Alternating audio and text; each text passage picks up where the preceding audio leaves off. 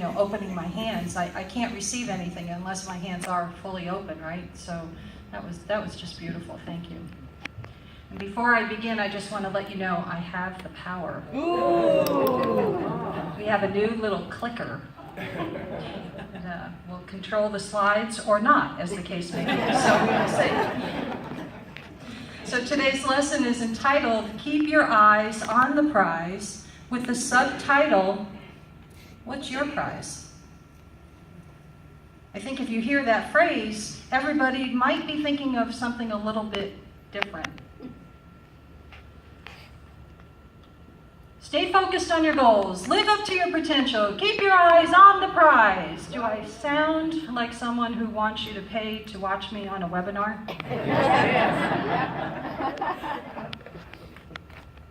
I've been seeing this message a lot lately. With social media, with emails, with the way we stay connected electronically, I get messages, and I know you do too, all the time from different places. And sometimes I sense a theme. And recently the theme has been, live up to your potential, reach your goals, keep your eyes on the prize. So now that I'm in ministerial school, I have to overthink everything. So I was thinking, what is my prize? What is my prize? And each of you out there might have your own idea about what your prize is. So let me go through a few possibilities. First of all, I've already missed the first slide.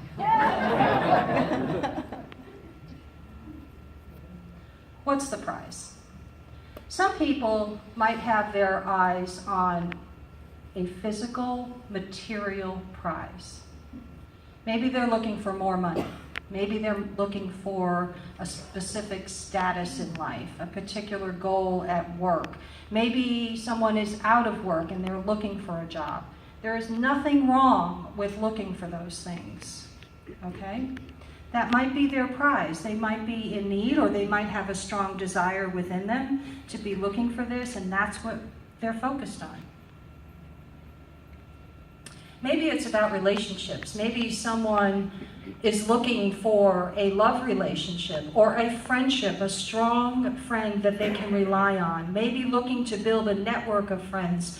For me, I know I have a strong network of a few women who are as close to me as can possibly be, who I could rely on in any moment whatsoever. Of course, I also have my Unity family as well, and I know I can rely on all of you to help me too. But sometimes people don't always feel that connection, and so they're searching for more, or searching to add on to. So that might be their prize. But if we're looking spiritually, what if the prize is being able to live from a place of peace within while the chaos is going on all around you? Wouldn't that be nice? Or how about living in the present moment? Living in the now, not in the past, not in the future, right here, right now. When we're not living in the present moment, if someone is having a conversation with us, we don't always give them our full attention. And then they don't feel heard maybe, and we might miss the point. So if I'm present in this moment, then I know exactly what I'm going to say next in this lesson, right? If I'm not present, I might forget. Living in the now might be your spiritual prize. I'll tell you what came up for me. For me, the spiritual prize, the focus, it's not even labeled spiritual. The prize itself with a capital P for me is a consciousness, an awareness of the presence of God. And I seek to increase that more and more and more, so that every single thing I do, I know that there is a presence with me, and I am motivated by that energy more than anything else. It's a work in progress. But that's the prize that came to me. That was my definition of what my prize might be. I thought about the stories in the Bible. Keeping our eyes on the prize, I found myself thinking about when Moses was leading the Israelites out of the desert onto the promised land, that long, long journey that they had. And if you're familiar with the story, in the book of Exodus, it outlines for us the explicit instructions that God gave to Moses regarding the building of the tabernacle. And it's explicit. It is many different chapters and verses in the book of Exodus about how to build it, what to do, the lampstand that needs to be built, all of it that would hold the Ark of the Covenant, the Ten Commandments. It was supposed to be this very special thing that they were putting together. And Moses followed all of those examples, all of the instructions rather, not the examples, but the instructions. And he had the people put this all together. They worked very hard and they completed that task. And then God gave these instructions according to the book of Exodus. And I want to read this to you now.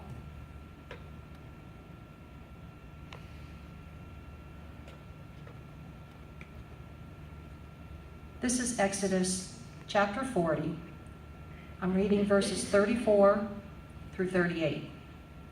Then the cloud covered the tent of meeting. That's where the tabernacle was. And the glory of the Lord filled the tabernacle. Moses was not able to enter the tent of meeting because the cloud settled upon it, and the glory of the Lord filled the tabernacle. Whenever the cloud was taken up from the tabernacle, the Israelites would set out on each stage of their journey. But if the cloud was not taken up, then they did not set out until the day that it was taken up. For the cloud of the Lord was on the tabernacle by day, and fire was in the cloud by night, before the eyes of all the house of Israel at each stage of their journey.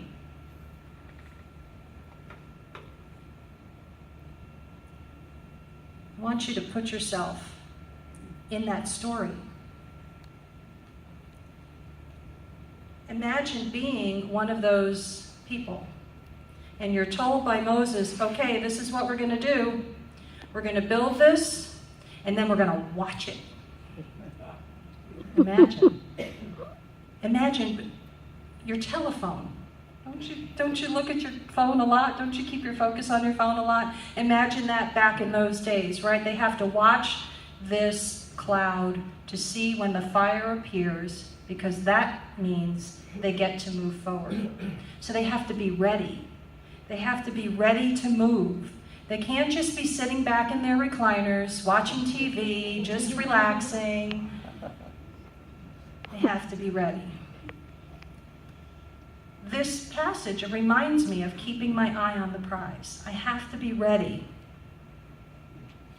Otherwise, I might miss out.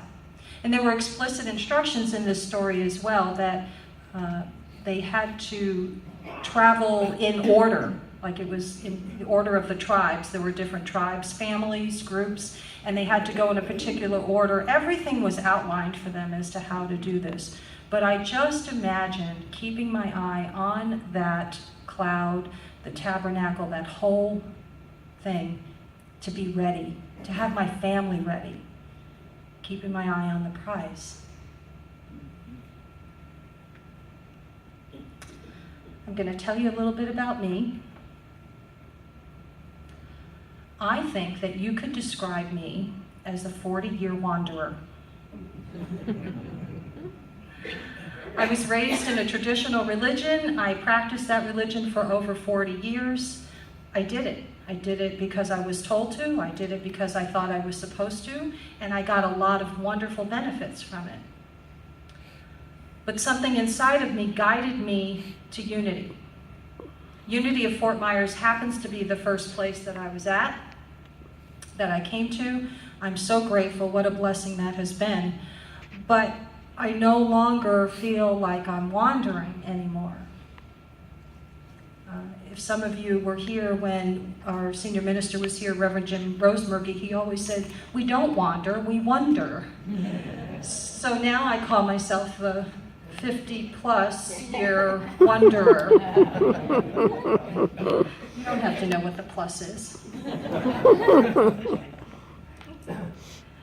One of the readings earlier was from Theodore Roosevelt. It said, "Keep your eyes on the stars, but your feet on the ground." And that's what I have learned in my life, is that throughout that wandering process, I have had to approach things in a practical manner. Unity is referred to as practical Christianity for a reason.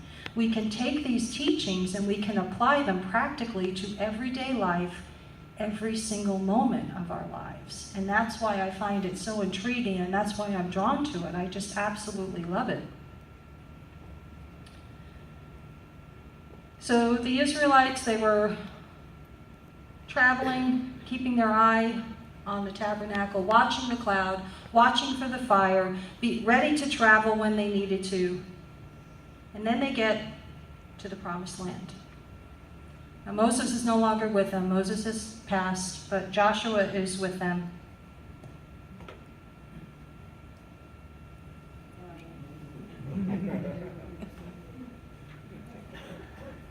Joshua is with them, and now it's Joshua's turn to remind them of what they need to keep doing. This is from the book of Joshua. It's chapter 23. And it's verses 6 through 8. "Therefore be very steadfast to observe and do all that is written in the book of the law of Moses, turning aside from it neither to the right nor to the left. But hold fast to the Lord your God, as you have done to this day." You know what that tells me? It tells me don't stop. Be steadfast to observe. Do all that is written in the book. Hold fast to the Lord. Whatever you're thinking about today regarding your prize, whatever it is, the idea here is to stick to it. Because even when I don't see physical rewards coming from something right away, doesn't mean that I'm not being blessed. It doesn't mean that it's not working. So we'll use my example of a conscious awareness of the presence of God. I'm seeking to find that on 100% of the time. Can I do it? Sounds pretty unreasonable to me. But then I think about what Jesus told us. It's written in the Bible that Jesus said, you can do these things and greater things. I believe that Jesus was our example of what it is like to live as a human, to be 100% consciously aware of the presence of God. That's my thought process right now. See me next semester. I might change my mind.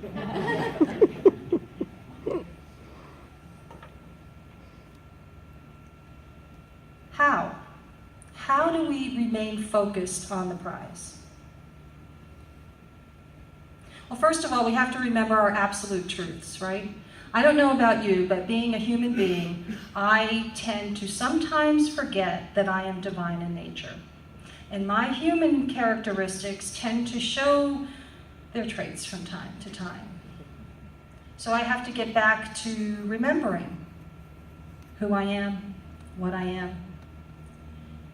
Spiritual being, living in a spiritual universe, governed by spiritual laws, having a human experience. That phrase is quite different from me saying, I'm human, right?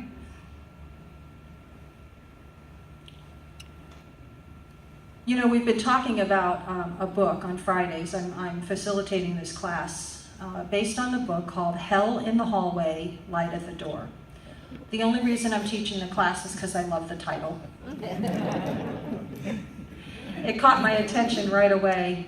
And the story of that class goes, I was in one of Christina's classes, as a matter of fact, and I mentioned the phrase hell in the hallway, that when one door closes, another one opens, but while I'm in there, I don't want to cause hell in the hallway. And I kid you not, about 2 hours later on Facebook, this advertisement popped up for Hell in the Hallway, Light at the Door, written by this Unity minister that was just magnificent. And the book is great, and we're having wonderful discussions, and we're having a lot of fun doing it on Fridays. But one of the things that she talks about in the book is about we keep going and we feel the feelings. How many of you have ever experienced a time in your life where you have tried to suppress your negative feelings? Anybody?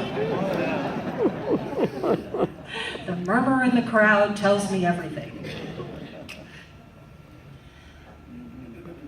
If we don't feel the feelings, if we don't acknowledge even that they're there, they're never going to go away. That's been my personal experience. It doesn't make us bad people when we get angry or sad or frustrated. It makes us human, or a human experience, right? But we know our true identity. We go back to the absolute truth. Our true identity, I'm divine in nature. I know what to do. I know what my truth is, and I go back to that. And if I have to remind myself over and over again, that's okay. It helps.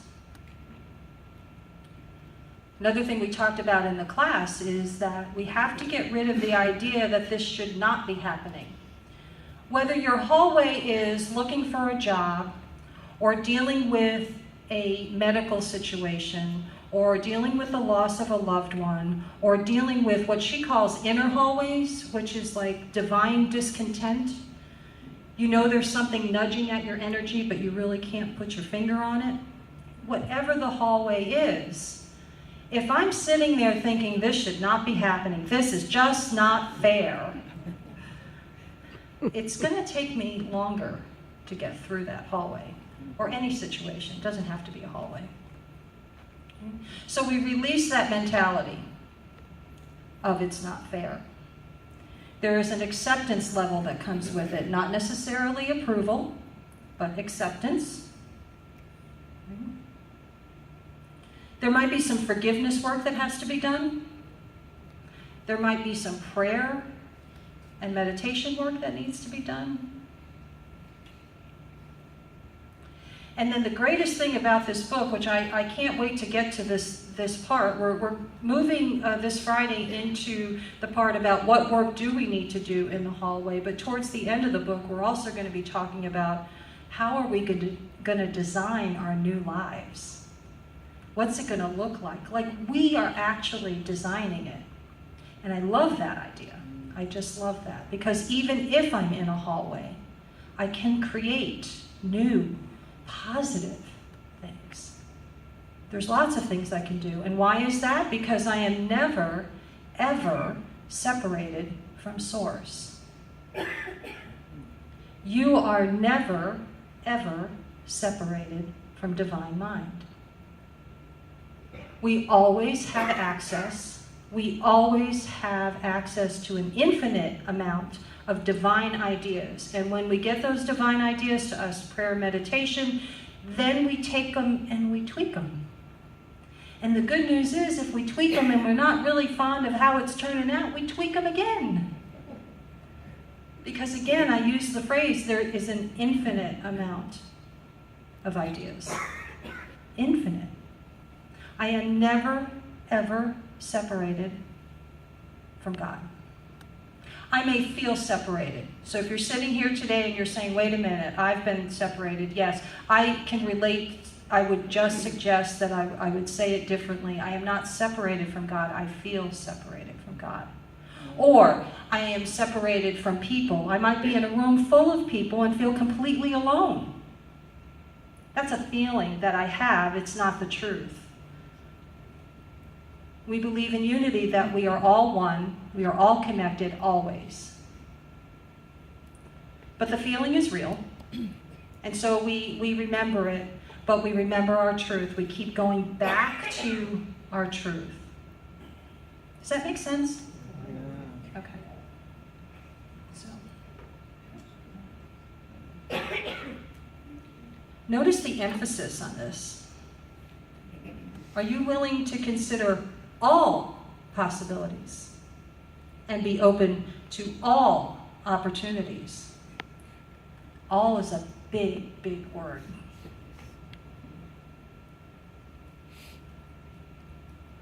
If I had not been open to all possibilities and all opportunities, I would not be standing here in front of you today. Because the idea of becoming a licensed Unity teacher and now being in ministerial school to become a Unity minister was the farthest thing from my mind. And many of you here know that. So as Susie's song said, opening the hands, I decided it was time to open my hands, even if I was kind of afraid of what might fall into them.